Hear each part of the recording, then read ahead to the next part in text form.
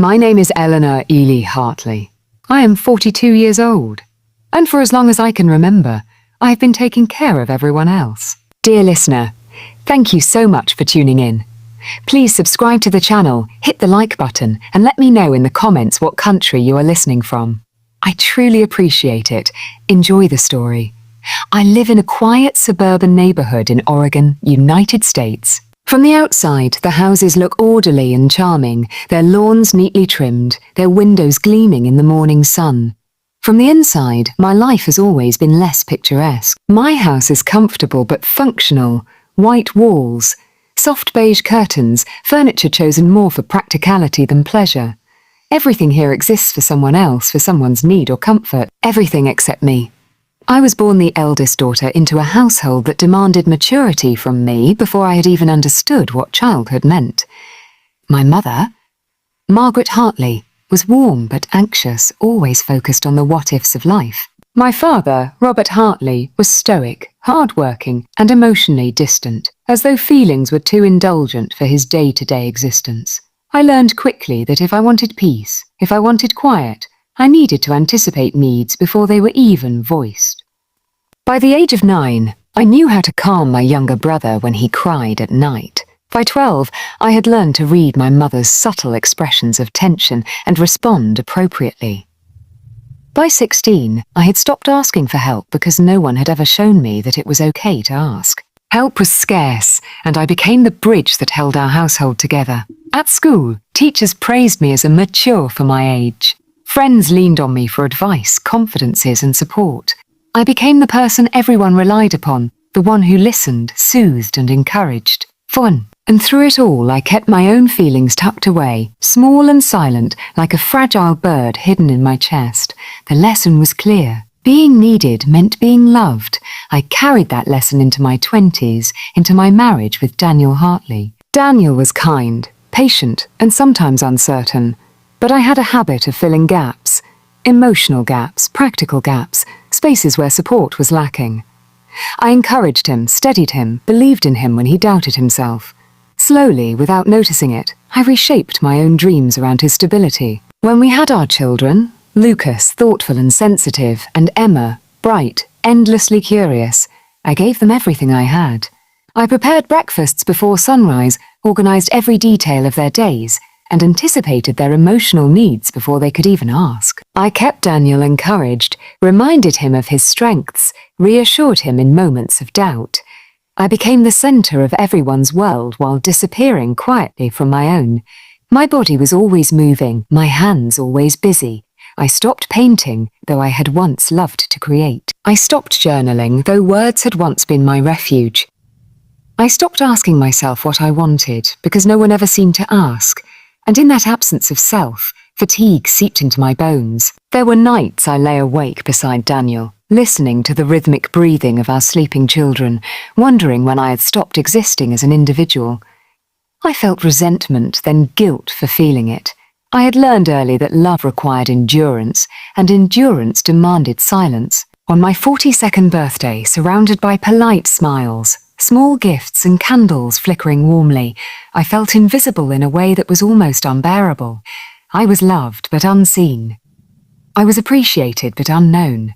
That night, after everyone went to bed, I sat alone at the kitchen table. The house was quiet, the kind of silence that demands reflection. I let my tears fall freely, unashamed, for the first time in years. Not loud, dramatic tears, just steady, quiet grief for a life I had spent giving and never receiving in return. I realized I had spent decades raising everyone, my parents, my husband, my children, while I had never raised myself. I thought about the little girl who had learned too early how to be strong, how to be invisible, how to absorb burdens meant for adults. I wondered who she could have been if someone had protected her, if someone had shown her that she mattered. For the first time, I asked a question I had never allowed myself to voice aloud. What happens if I choose myself? I didn't have an answer, and that was terrifying. But the question itself was a beginning. The next day, life went on as usual. Lucas and Emma needed breakfast, Daniel needed reassurance, and the house required tending. I moved through the motions, but this time, each action felt observed, each smile and response measured against the truth I had discovered. I was serving, as always, but I was now aware of the cost. Every task I performed, every smile I gave, every burden I lifted came with a quiet toll. Years of not asking, of hiding my needs, had built an invisible prison around me. I had learned to anticipate everyone else's needs while ignoring my own.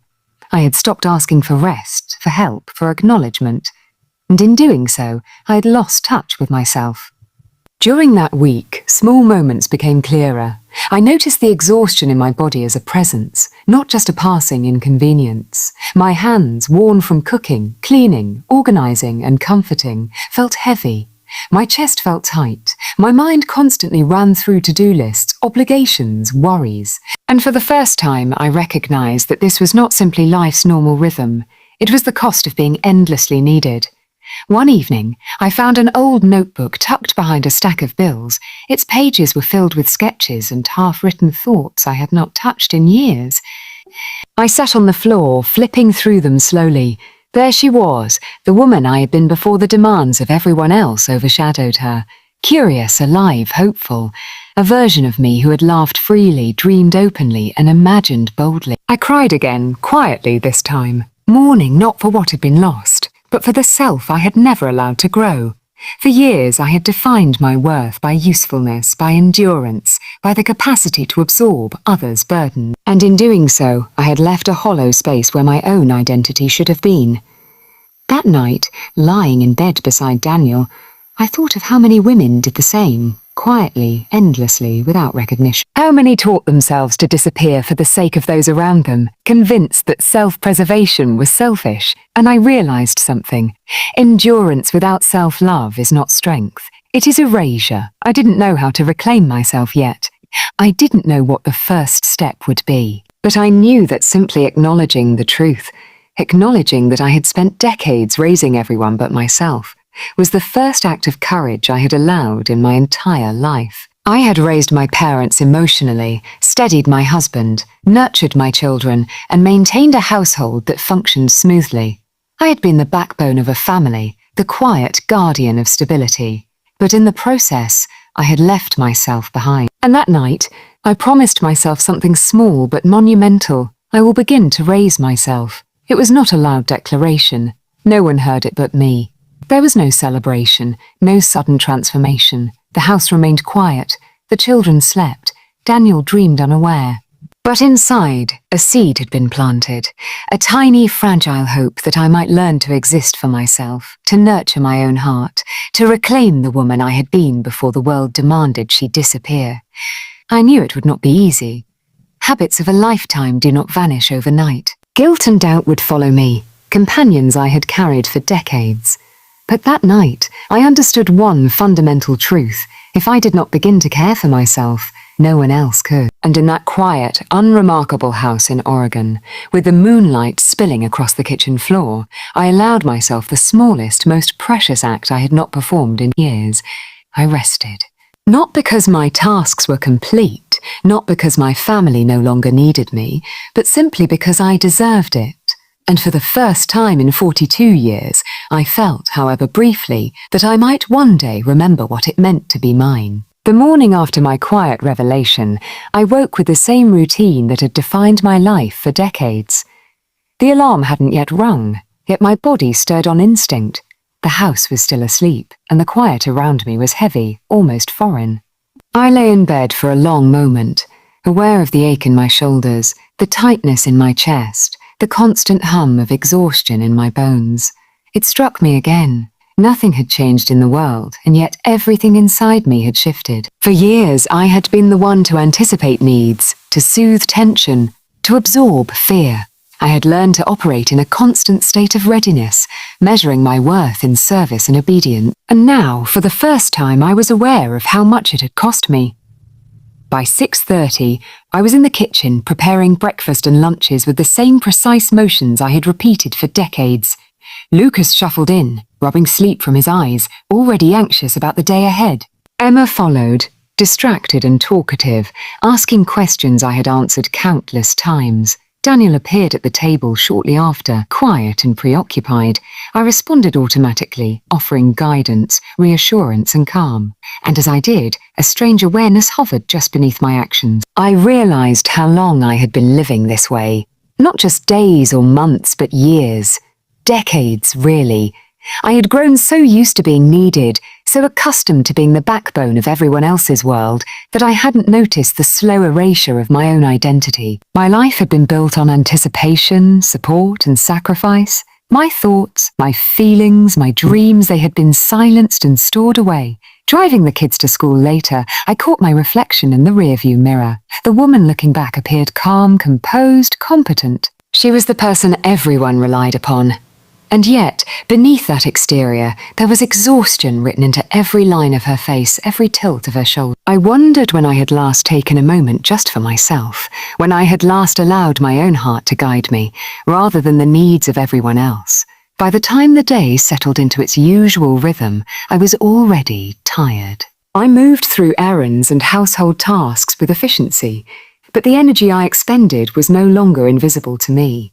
Each movement, each word, each act of service felt like both a habit and a burden. I noticed how long it had been since I had laughed freely, since I pursued something solely for my own pleasure, since I had considered my own desires without guilt. The cost of being needed, I realized, was everything I had given away of myself. My time, my energy, my joy, my creativity, they had been absorbed into the lives of others. My identity had been defined by usefulness and endurance, and I had believed for decades that this was the measure of love, of life, of success. When Daniel returned home that evening, I felt the familiar pull to soothe, to listen, to guide. He spoke of his worries and doubts, and I responded automatically, offering encouragement and solutions.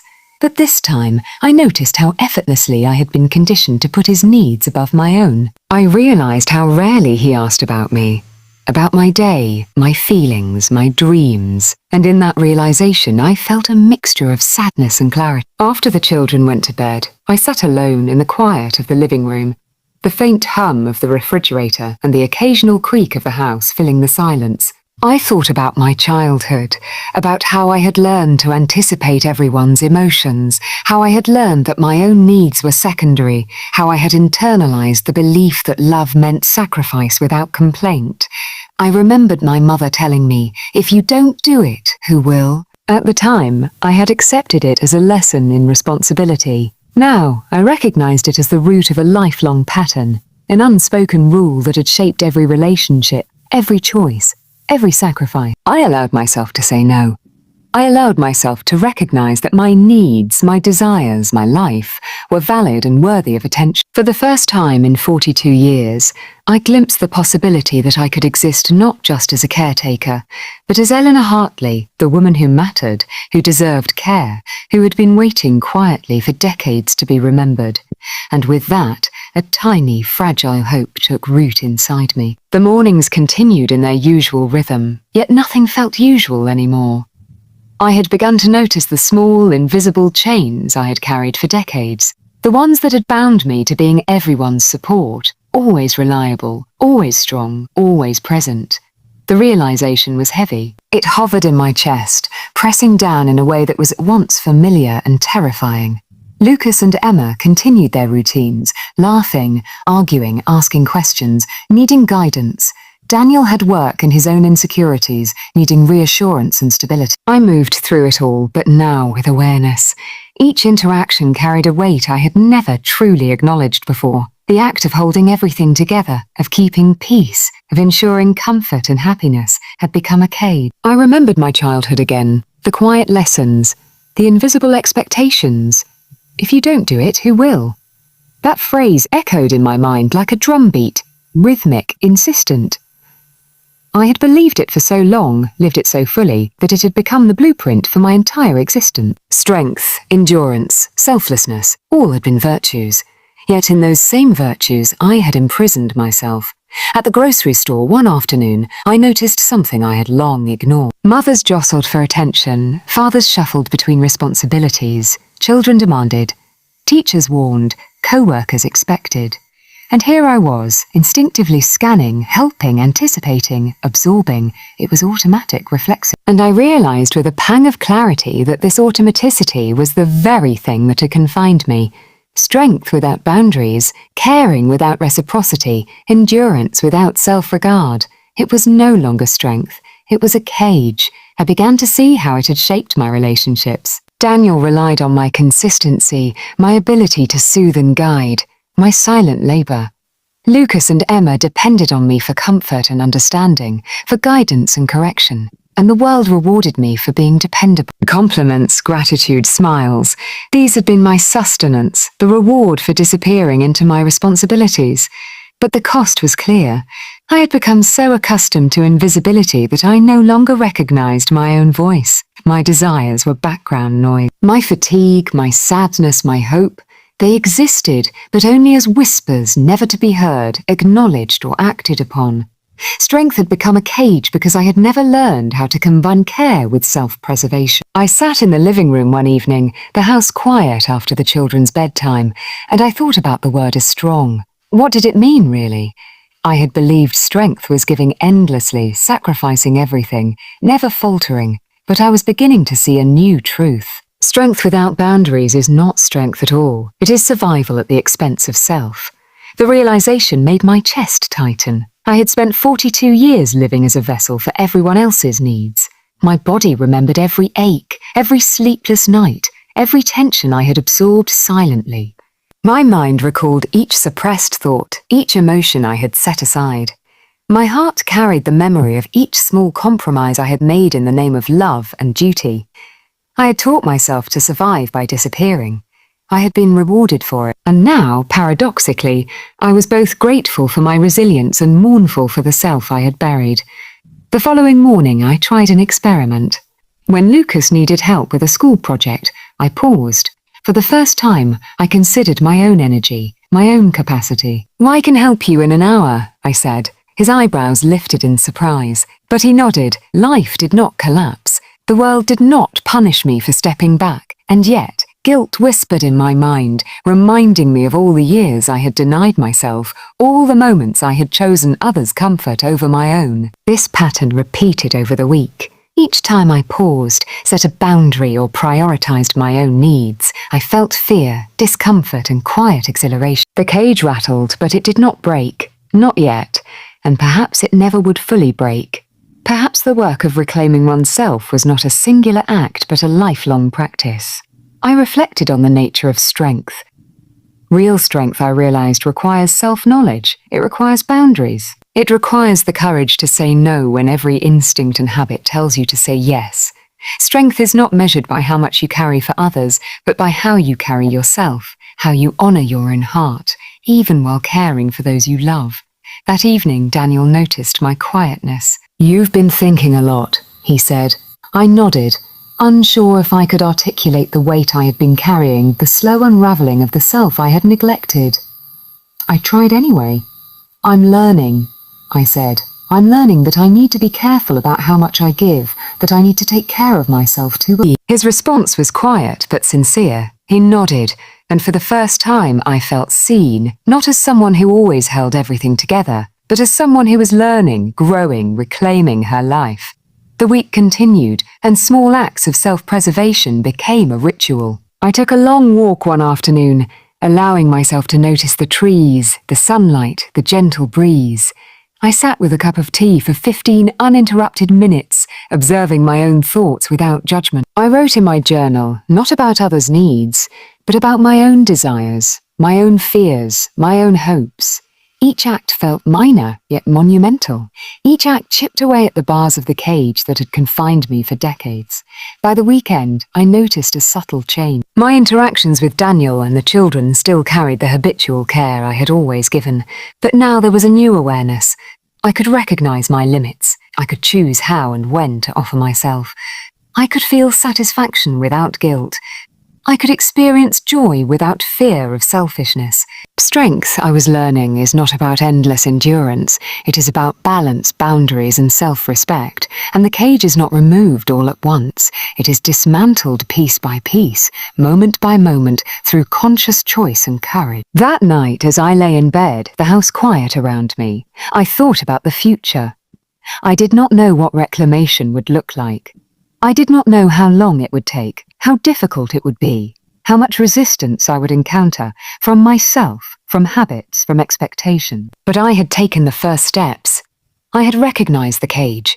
I had begun to loosen its bars, and in that recognition there was hope. Hope that I could reclaim the life I had put aside. Hope that I could nurture myself with the same care I had given to everyone else. Hope that I could live fully, without guilt, without exhaustion, without disappearance. The cage of strength had held me for decades. But finally, I had begun to pry open the doors, to step into the light of my own existence, and that, I realized, was the beginning of everything. The mornings had begun to feel different, though nothing in the world had changed. The alarm still rang. Lucas and Emma still demanded attention, guidance, and reassurance. Daniel still carried his worries into the kitchen before the coffee was brewed. The house still required tending, meals still needed preparing, tasks still demanded completion. But I had changed. Quietly. Slowly, in ways no one could notice, and yet profoundly in ways I could feel. I had begun to recognize the invisible weight I carried, the constant vigilance, the endless readiness, the habitual suppression of my own needs. It had been my identity for 42 years, yet now awareness had crept in like sunlight through curtains I had long left closed. For decades, I had defined myself by usefulness.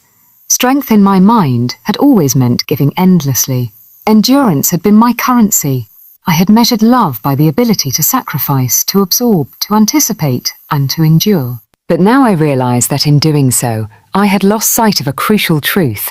Caring for others is not the same as erasing oneself. I began with small acts, pausing before automatically responding, checking in with my own energy before committing, noticing how I felt when I moved through the motions of the day. I took a few moments in the morning to breathe fully, to sit with my thoughts without guilt, to imagine a day in which my needs mattered as much as anyone else's. Each small act felt revolutionary, a quiet rebellion against decades of conditioning. On one morning, Emma approached me with her usual excitement. "Mum, can you help me with my art project?" Normally, I would have dropped everything, rearranged my schedule, and dedicated every ounce of my attention to her. But that day, I paused. I looked at her, saw her eyes bright with expectation, and felt the familiar tug of guilt. "And yet," I said gently, "I can help you in an hour, sweetheart. I need some quiet time first." Her response surprised me. She nodded, accepted my answer, and went about her activities. Nothing broke. Nothing fell apart. The world, I realized, did not collapse because I had set a boundary. And for the first time in decades, I felt a rush of liberation mixed with fear, a fear that had been my constant companion for years. That afternoon, I sat on the porch with a cup of tea, observing the trees, the sunlight, and the quiet neighborhood. I let my mind wander to thoughts I had long suppressed, ambitions I had abandoned, hobbies I had neglected, dreams I had hidden in the corners of my heart. The sketches I once drew, the words I once wrote. I explored the emotions I had buried, naming them aloud on the page, acknowledging their existence without shame. Sadness, joy, fatigue, longing, hope, anger, all of it belonged to me, all of it deserving attention. Daniel noticed a subtle shift in me. He asked tentatively, "You seem different. Are you okay?" I nodded, hesitant at first, then spoke with a quiet honesty that startled even me. "I'm learning to care for myself," I said. "I'm realizing that my needs matter too." His response was simple, but profound. A nod, a smile, a quiet understanding. And in that small acknowledgement, I felt seen in a way I had not experienced in years. Not as the caretaker, the silent supporter, the reliable one, but as Eleanor Hartley, a woman who deserved care, attention, and recognition. As the days passed, I experimented with these new boundaries. I took walks alone, allowing my mind to wander without guilt.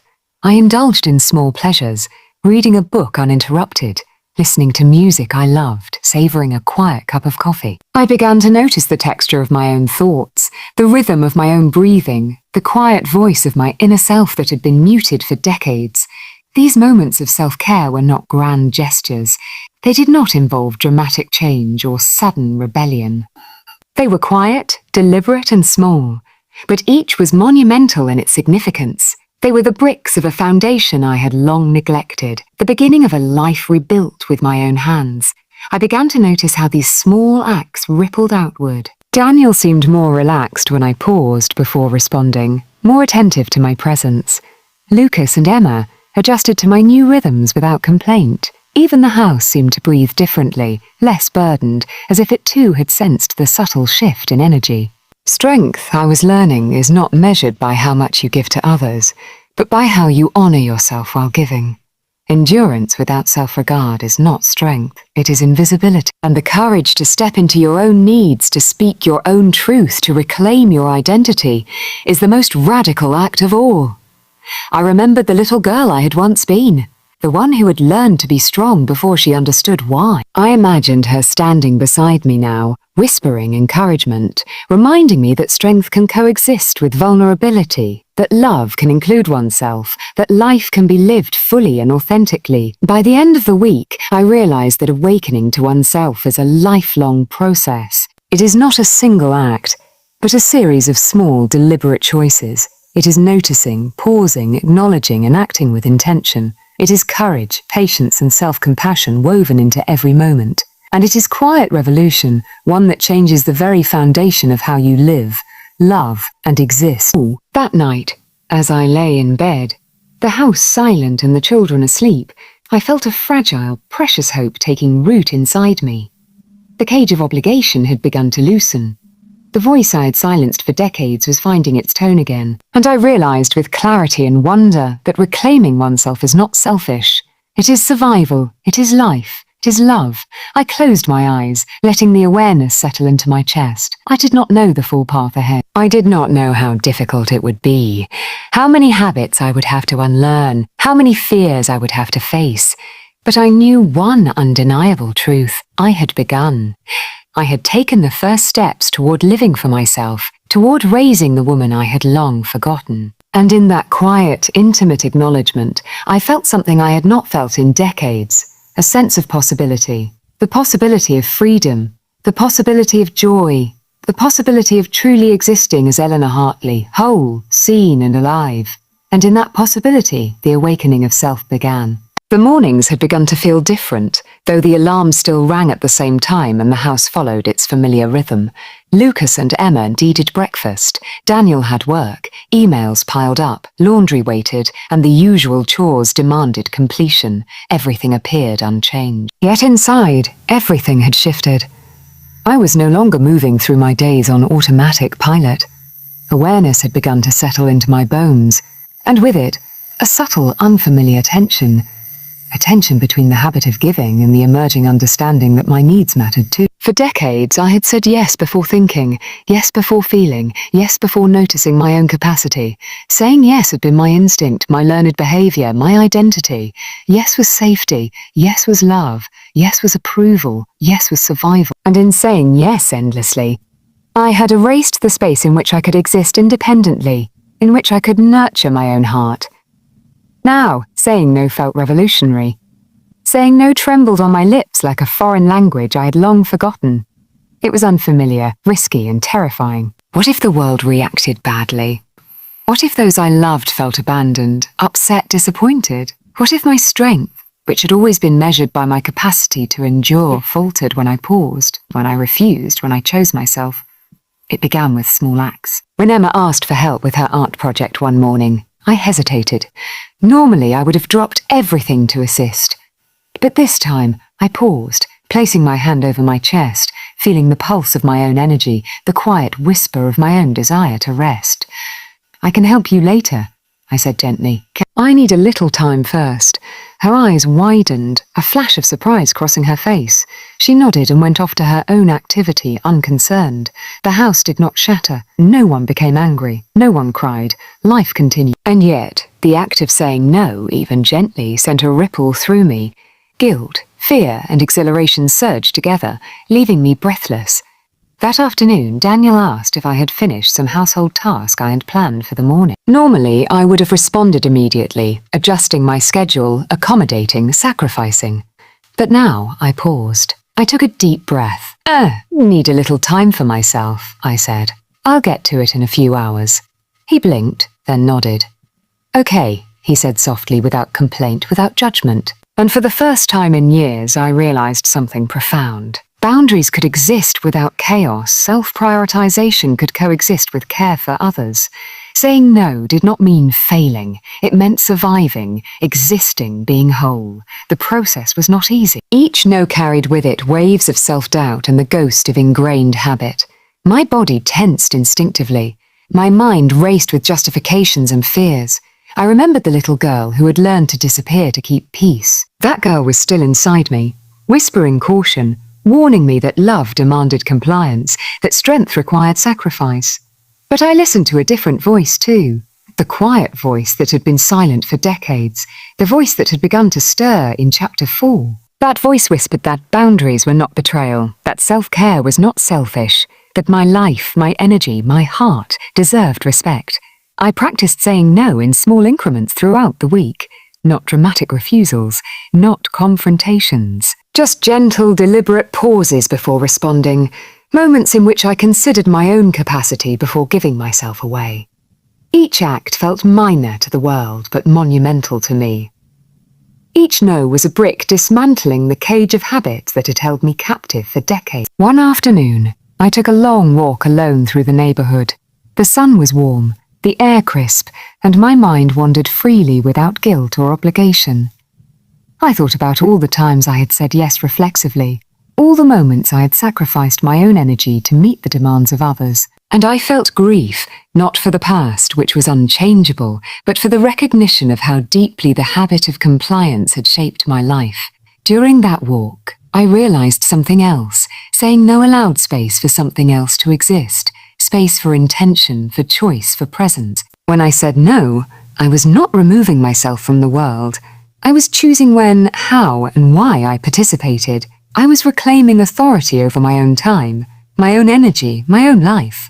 Returning home, I tried to integrate this awareness into daily life. Tasks were still demanding. Children still needed guidance. Daniel still sought reassurance. Responsibilities still piled up. But I moved differently now. Pauses became deliberate. Choices became conscious. Each no was a declaration that my life had value, that my presence mattered, that I had a right to self-preservation. I journaled about these moments, recording the sensations, the fears, the subtle triumphs. I wrote about guilt that arose, then dissipated. I wrote about exhilaration that surged when I realized that the world did not punish me for choosing myself. I wrote about hope, fragile and growing, that a life could exist in which I was both caring and cared for. Saying no did not make me selfish, it made me whole. Each act of refusal to overextend was an act of courage, a reclamation of self, a subtle yet profound revolution against decades of invisible conditioning. And with each no, I began to see that strength was not measured by endurance alone, but by discernment, the ability to give without sacrificing identity, to love without erasing self, to exist without disappearing.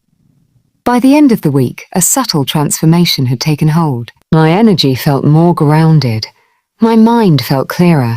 My body, long accustomed to tension and fatigue, responded with small sighs of relief. Even my relationships began to shift. Daniel noticed my steadier presence. Lucas and Emma adapted without complaint, and the household moved with a rhythm that accommodated my emerging boundaries. I understood finally that saying no was not an act of rebellion. It was an act of survival, of integrity, of love. Love for others and love for self could coexist, but only if I allowed my voice to matter, if I protected my energy, if I honored the woman I had long neglected. That night, lying in bed, I reflected on the quiet victories of the week. Each no had been a step toward freedom, each pause a reclamation of authority over my own life. I felt the fragile hope planted in chapter 4 grow, strengthened by deliberate action. I realized that reclaiming oneself is an ongoing journey, not a single declaration, and that courage resides in the daily choices, the small acts, the repeated affirmations of worth. For the first time in decades, I felt the possibility of living fully, existing for myself as well as for those I loved, honoring my needs alongside my obligations. The cage of habit had not vanished entirely, but it rattled differently now, showing cracks through which light began to pour. And in that light I saw a new horizon, one where saying no was no longer fearsome, where boundaries were not barriers but bridges to authenticity, where my life could expand to include both care for others and care for self. The journey ahead would be long, filled with old habits, lingering guilt, and the pull of reflexive yeses. But I had taken the first decisive steps. I had begun to dismantle the cage. I had begun to live for myself. And in that beginning, there was hope, powerful, delicate, and entirely my own. The mornings had begun to feel less like routine obligations and more like possibilities. I still woke early, the alarm still ringing as it always had, the house still carrying the familiar hum of preparation and movement. Lucas and Emma required breakfasts, Daniel needed encouragement, laundry demanded attention, and chores piled up like they always did. Yet the weight I had carried for decades, the invisible chains of unyielding responsibility, felt lighter, or at least I was beginning to notice the difference. For years I had believed that my life was defined by duty. My identity had been intertwined with the act of giving, anticipating needs, solving problems, absorbing tension. Strength had meant endurance, love had meant sacrifice, and survival had meant disappearance. I had built a life around the needs of others, each yes a brick in the walls that confined me.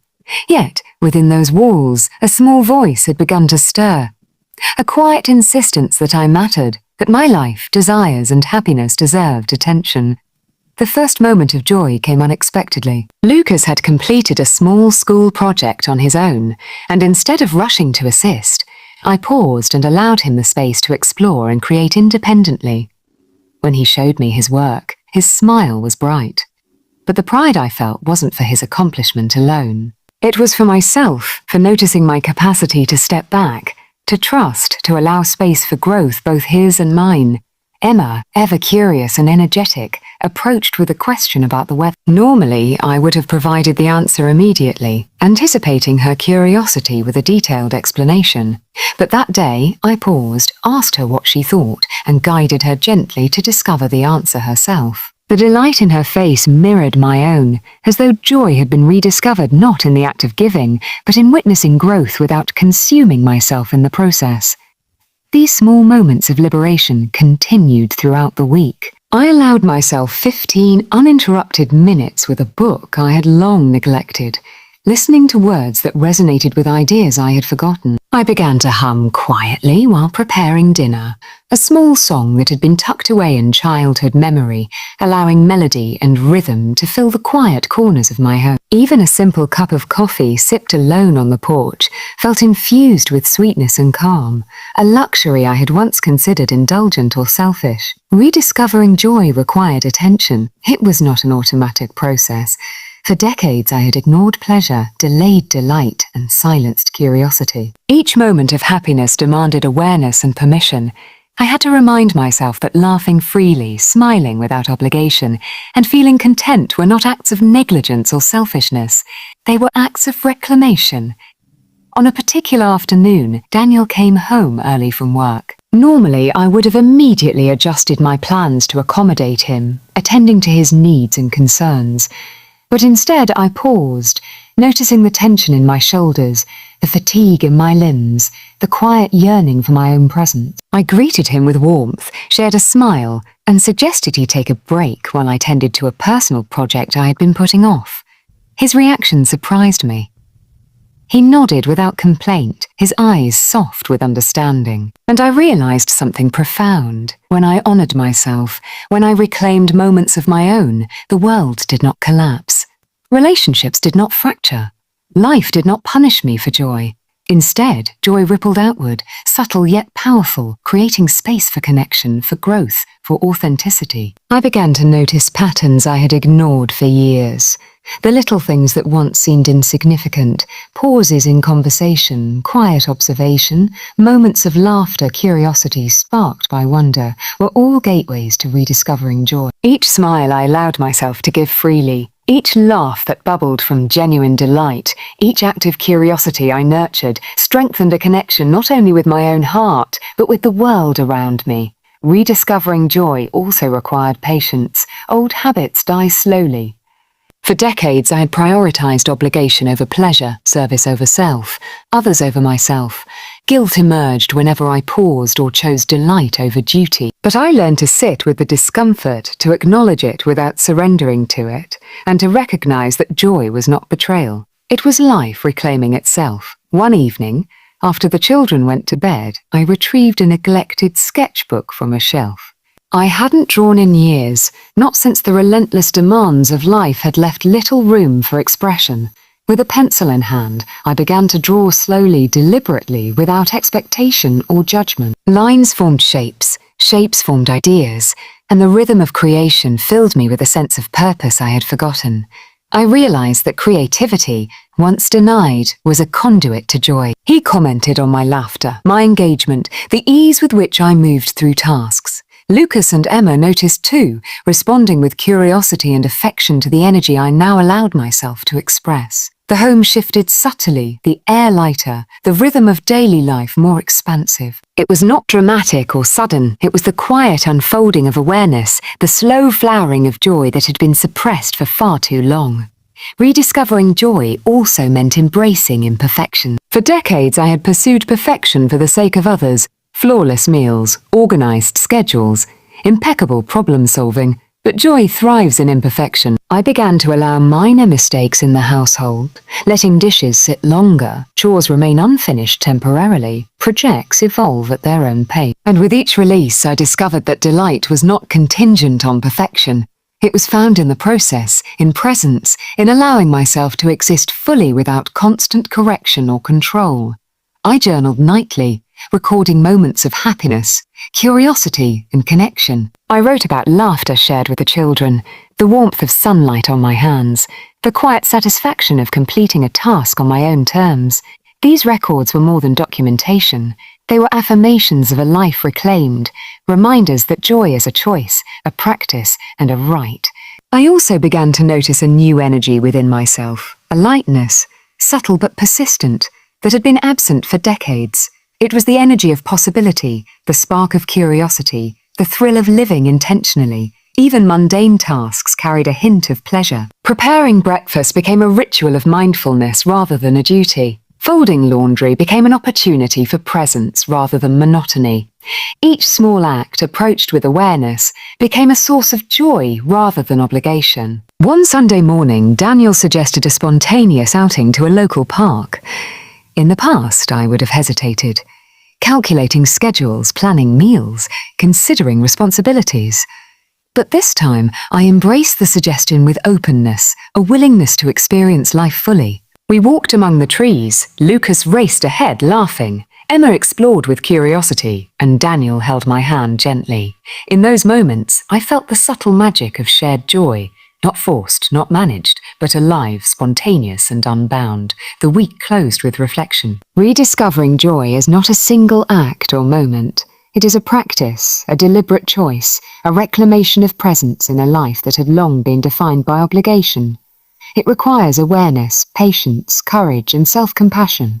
And in those small, quiet moments of delight, the foundation of a reclaimed life grows stronger. I realized finally that joy had never truly left. It had been buried beneath years of duty, hidden beneath expectations, and obscured by habit. But joy is resilient.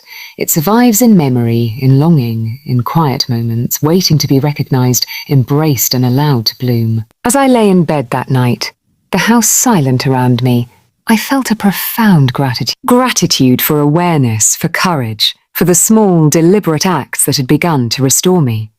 Gratitude for the children who allowed space for me to pause, for Daniel who had begun to notice, for life itself that had not punished me for reclaiming delight. And in that gratitude I felt the seed of a powerful truth. Rediscovering joy is not indulgence, it is survival, It is reclamation. It is the act of remembering the woman I had always been, beneath decades of sacrifice, beneath layers of expectation, beneath the cage of endless giving. Joy, I realized, is not a reward. It is a right. It is not a privilege. It is essential, and it is the light by which the path forward is illuminated. The morning sunlight filtered softly through the curtains, casting gentle patterns across the living room floor. The house hummed with its familiar rhythm, Lucas and Emma preparing for school, Daniel quietly moving about his morning routine, the endless chores waiting patiently to be completed. Everything seemed ordinary, yet within me, an undercurrent of tension rippled through my thoughts. For days I had been reclaiming moments of my own, discovering small joys and embracing boundaries. I had paused before responding, allowed space for myself, and begun to say no without catastrophic consequences. And yet, as the day began, a familiar shadow crept in, the shadow of guilt. Guilt is a strange companion. It lurks quietly, whispering reminders of obligations long ingrained, of expectations internalized over decades. It reminds you of all the times you have been taught that your presence must always serve, that your worth is measured by the comfort and happiness of others. And despite every act of self-care, despite every boundary honored, the shadow lurks, questioning, accusing, reminding. I noticed it first when Lucas asked for help with his homework. Normally, I would have leaped to assist, absorbing his frustration, offering solutions, guiding and ensuring success. But that morning, I paused. I had already planned a few minutes for myself, a small window of quiet reflection, and I felt a pang of fear. The shadow whispered, "What kind of mother puts her own needs first? What if he struggles? What if you fail him?" I drew a deep breath and said gently, "I'll help you in 15 minutes, sweetheart.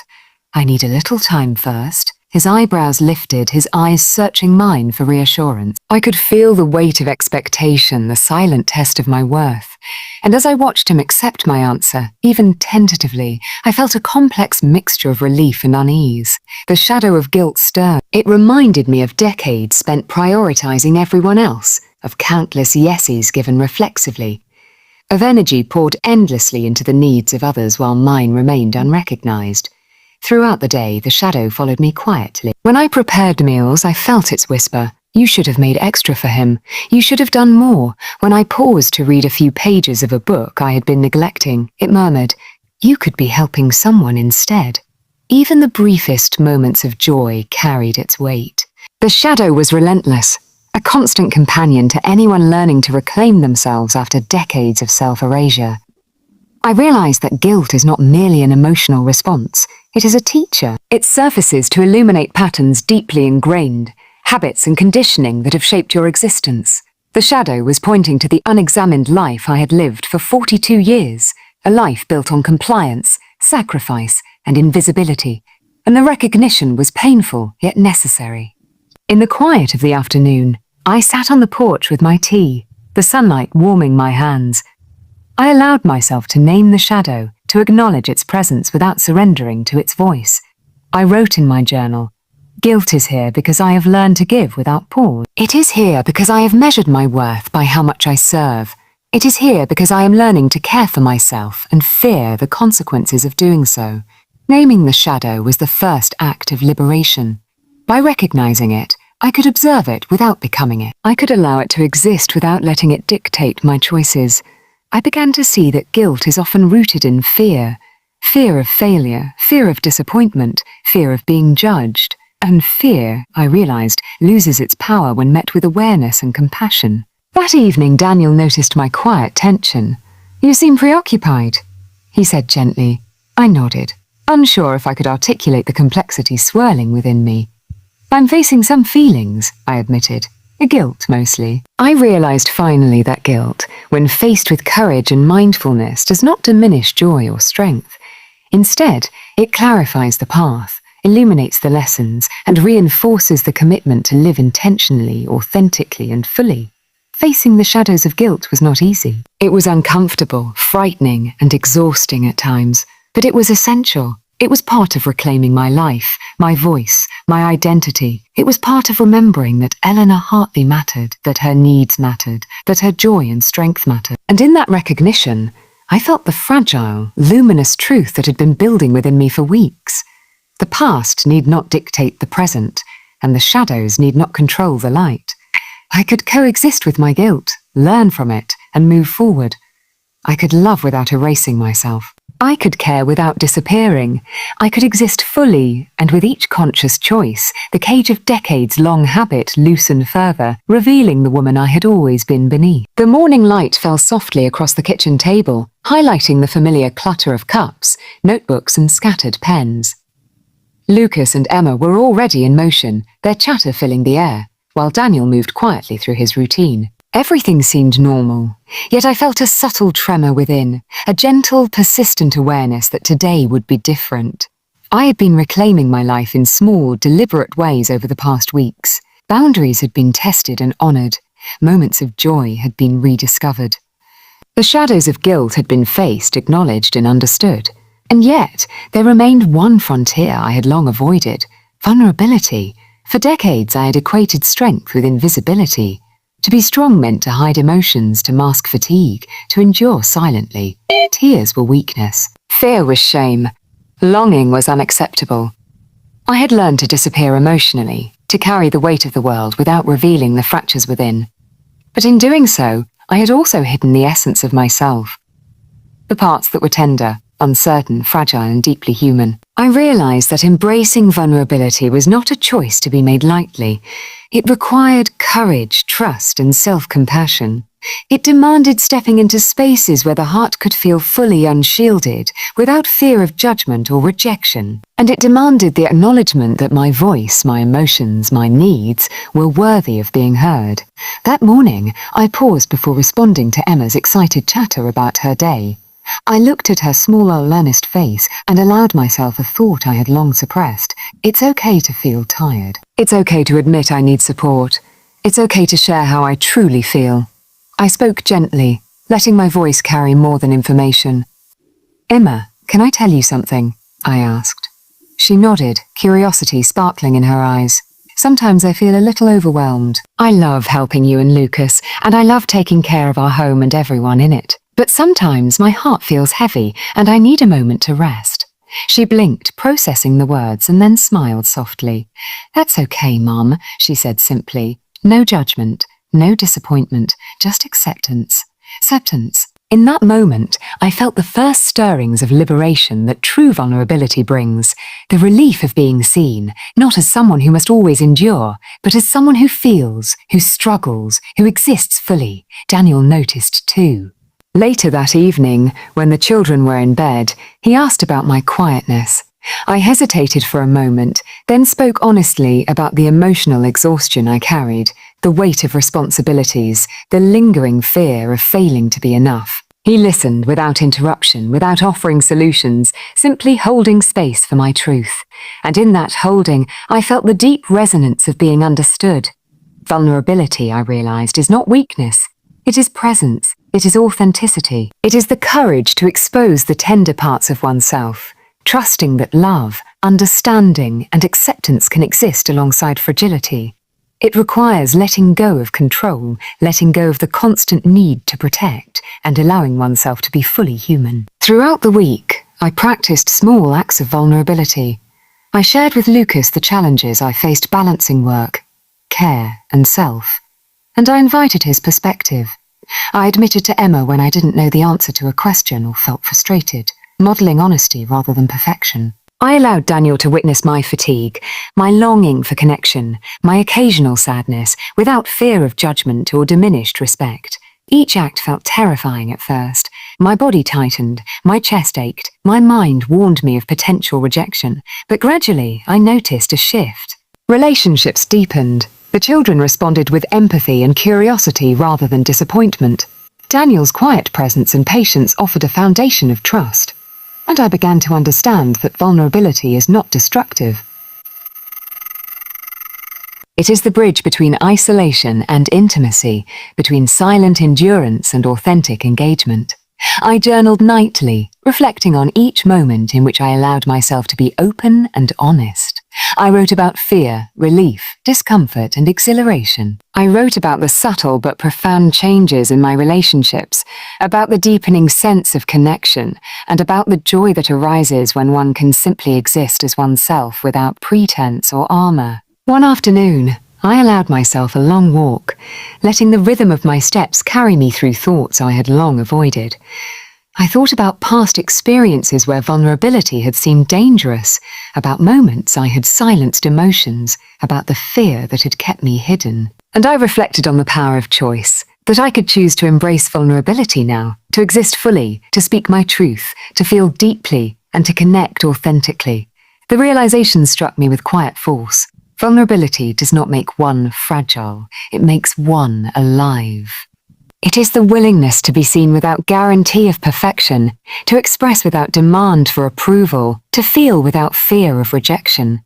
And it is in this openness that true strength emerges, a strength born not of endurance alone, but of authenticity, courage, and presence. By the end of the week, I could sense the transformation in my heart. Vulnerability had become a tool of liberation rather than a source of fear. I could speak my truth without collapse.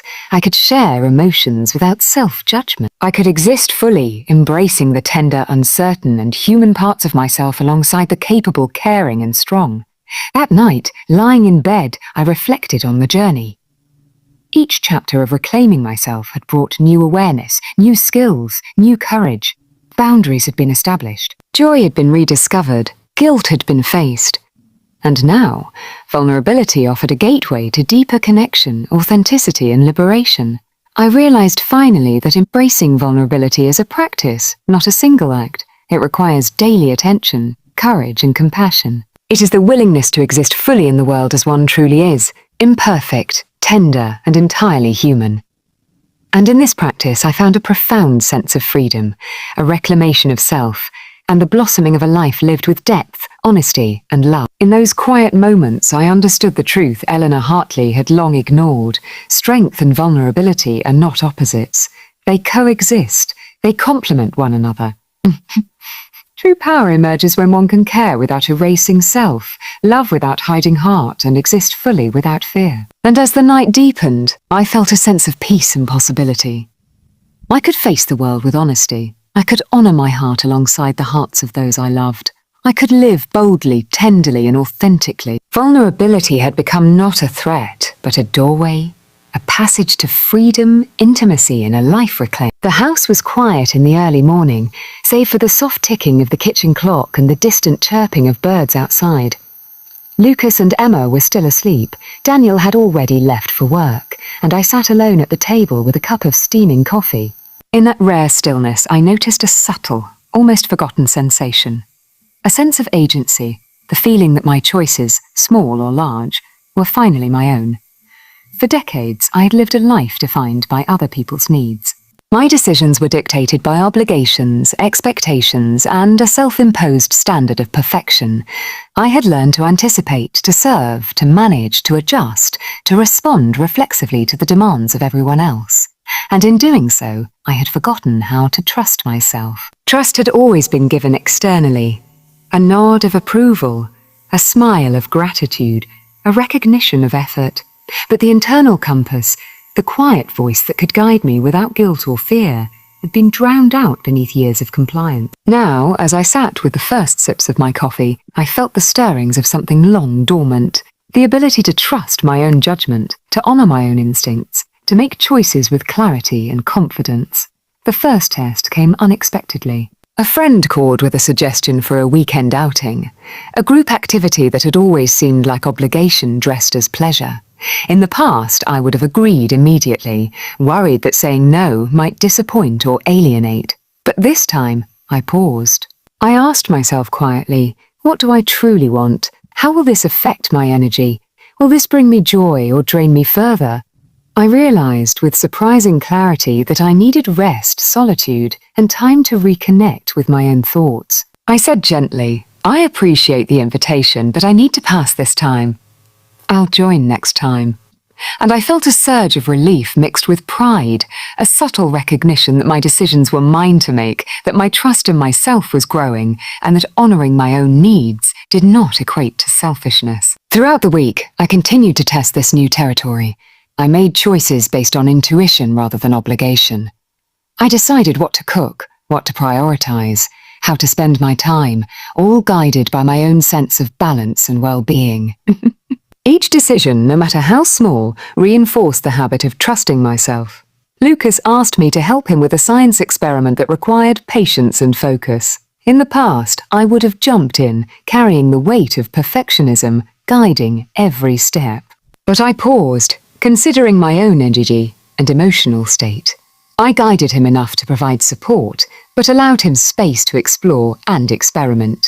The experiment succeeded, not because I controlled every step, but because I trusted my judgment to balance guidance with independence. Emma, ever observant, noticed the shift in my approach. When she asked for my opinion on a drawing, I responded thoughtfully, expressing both encouragement and honest feedback. In doing so, I modeled discernment and self-trust, showing her that decisions can be made with clarity, care, and confidence without sacrificing authenticity. Even Daniel noticed the subtle transformation. One evening, as we sat together after the children were asleep, he remarked, "You seem grounded lately, more certain of yourself." I smiled, a quiet acknowledgement of the work I had been doing internally. I realized that trusting myself was not a solitary act. It radiated outward, influencing relationships, interactions, and the energy of the household. Trusting myself also required facing fears that had long governed my behavior. Fear of failure, fear of judgment, fear of letting others down. All these emotions had been internalized as drivers of action. And yet, when I paused to make choices consciously, I discovered that the consequences I had feared were often exaggerated or unfounded. People adapted. Life continued. And most importantly, I grew stronger, more confident, and more resilient with each decision made in alignment with my own truth. I began journaling more extensively, noting each choice, the reasoning behind it, and the outcomes. I wrote about the relief of honoring my needs, the courage it took to say no, the satisfaction of completing tasks on my terms. I reflected on moments of fear and the strategies I employed to overcome them. Each entry became a roadmap, a guide to sustaining the practice of self-trust. One afternoon, I faced a particularly difficult decision. A distant family member requested assistance with a project that would require extensive time and energy. My first instinct was to say yes, as I always had, to maintain harmony and avoid disappointment. But I paused. I weighed my own capacity, the emotional cost, and the potential benefits, and with a steady heart, I said no, offering support in a smaller, manageable way. The response was gracious, and I felt a profound validation of my ability to make choices confidently and responsibly. Trusting myself also meant embracing imperfection. I had spent decades striving for flawless execution, fearing mistakes and judging myself harshly. But I realized that mistakes were not failures. They were lessons, opportunities for growth, and expressions of humanity. Each decision I made, even if imperfect, strengthened my internal compass, teaching me to navigate life with flexibility, discernment, and resilience.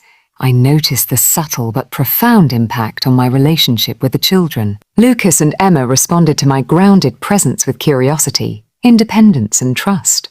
They began to make more choices on their own, testing boundaries safely, learning from both successes and mistakes. By trusting myself, I was modeling trust in others, creating an environment where autonomy and responsibility could flourish. By the end of the week, I felt a quiet confidence settle within me. Trusting myself was not a dramatic transformation. It was a gradual, persistent practice. Each choice, each boundary, each moment of discernment reinforced the foundation of self-reliance, clarity, and resilience. I understood finally that self-trust is not arrogance or isolation. It is awareness, courage, and authenticity. That night, as I lay in bed, the house quiet around me, reflected on the journey. Trusting myself was the culmination of everything I had learned. Honoring boundaries, rediscovering joy, facing guilt, and embracing vulnerability. Each step had prepared me for this moment of clarity. The ability to act with intention, to make choices aligned with my needs, and to navigate life with confidence and presence. I realized that Eleanor Hartley, the woman I had long hidden beneath decades of obligation and self-erasure, was emerging fully. She was capable, resilient, and thoughtful. She was compassionate, yet discerning.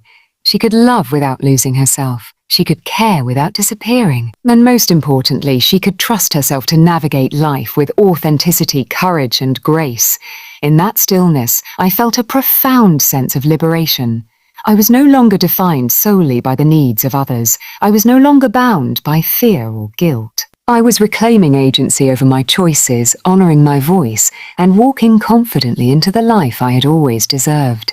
Trusting myself was not the end of the journey. It was the gateway to living fully, intentionally, and authentically. And in that realization, I felt a deep, unwavering hope that the path ahead, though challenging, would be navigated with clarity, courage, and trust in the woman I had become. The morning light filtered through the curtains like a soft promise. The house was alive with its usual rhythm, Lucas and Emma running through the hallway, Daniel moving quietly, the familiar scent of breakfast filling the air. Yet for the first time in decades, the house felt like a reflection of the life I had reclaimed, rather than a place that demanded my constant disappearance.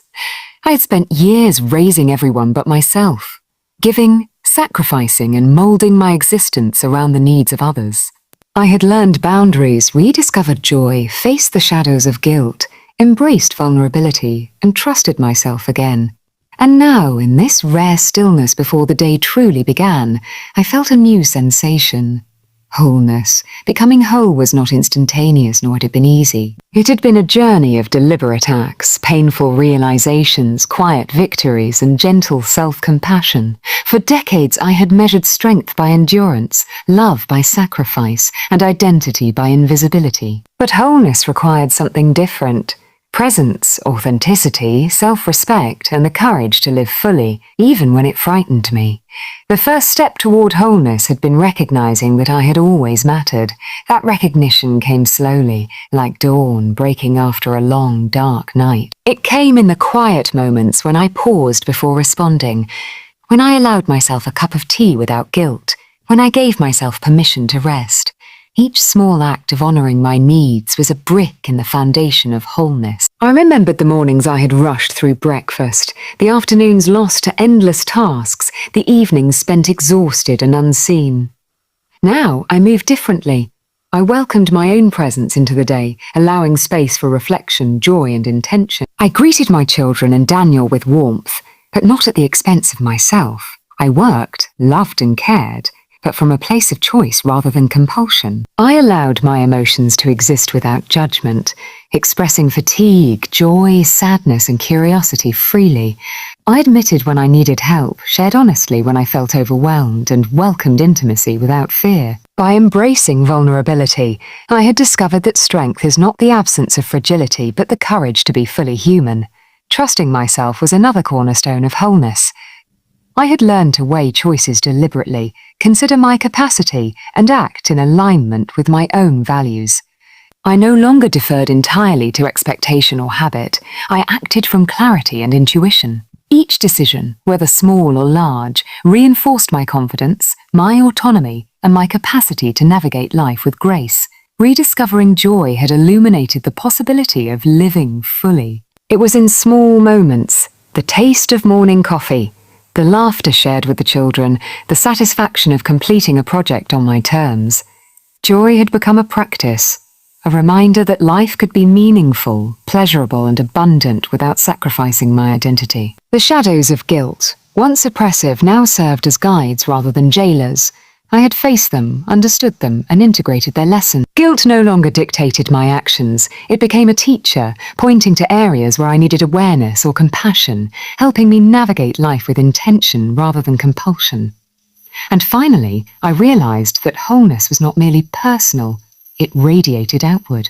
By honoring myself, I allowed my children to grow independently, modeled self-respect and discernment, and fostered relationships based on presence, honesty, and authenticity. Daniel noticed the subtle shifts. Lucas and Emma responded with curiosity and confidence, and the household moved in a rhythm that embraced care, love, and respect for all, including myself. That evening, after the children were asleep, I sat alone with my journal. I wrote about the journey, the lessons, the fears, the victories, and the ongoing commitment to live fully. I reflected on the years I had spent giving endlessly without regard for my own needs and marveled at how far I had come.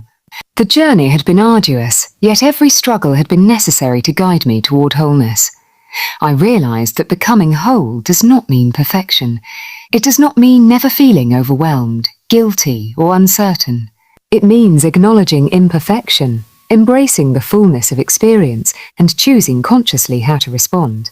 It means existing as a complete human being, capable of love, care, joy, and resilience, without erasing any part of oneself. As I looked around the quiet house, I felt gratitude, not just for the freedom I had claimed, but for the lessons, the struggles, and the growth that had brought me here. I had learned to say no, to trust, to embrace vulnerability, to rediscover joy, to face guilt, and ultimately to reclaim my life. And in doing so, I had become whole, not despite my experiences, but because of them. I reflected on Eleanor Hartley, the woman who had hidden behind obligation, who had erased herself for decades. She was still present, but now she stood fully alive, integrated, resilient, and aware. She could care deeply, love fully, and exist authentically without fear or self-erasure. She had learned that her needs mattered, her voice mattered, her life mattered, and that honoring herself allowed her to give more meaningfully, not less. Wholeness was not a destination but a practice, a continuous, conscious effort to live fully and authentically. Each day presented opportunities to honor my boundaries, cultivate joy, trust my instincts, embrace vulnerability, and integrate lessons from the past. It was a living, breathing process, a journey without a final endpoint, yet one filled with depth, meaning, and fulfillment. As I prepared for bed, I took a moment to close my eyes and breathe deeply. I felt the presence of the woman I had always been beneath decades of sacrifice, the tender, strong, courageous, and vibrant self that had been waiting for acknowledgement. I welcomed her fully, allowing love for myself to coexist with love for those I nurtured. In the quiet, I whispered a promise to myself. I will continue to honor my heart. I will continue to nurture my life. I will continue to exist fully with courage, presence, and authenticity. And in doing so, I will continue to grow, to love, and to live as the whole, resilient and vibrant woman I was always meant to be. The night stretched quietly, peaceful, filled with possibility. For the first time in decades, I felt a sense of completion, not in the sense of ending, but in the sense of integration. All the lessons, struggles, and triumphs had led me here, to wholeness, to presence, to a life reclaimed. And in that stillness, I understood the deepest truth of all. I had raised everyone but myself for too long, but now I had raised myself fully, courageously, and beautifully. I was whole.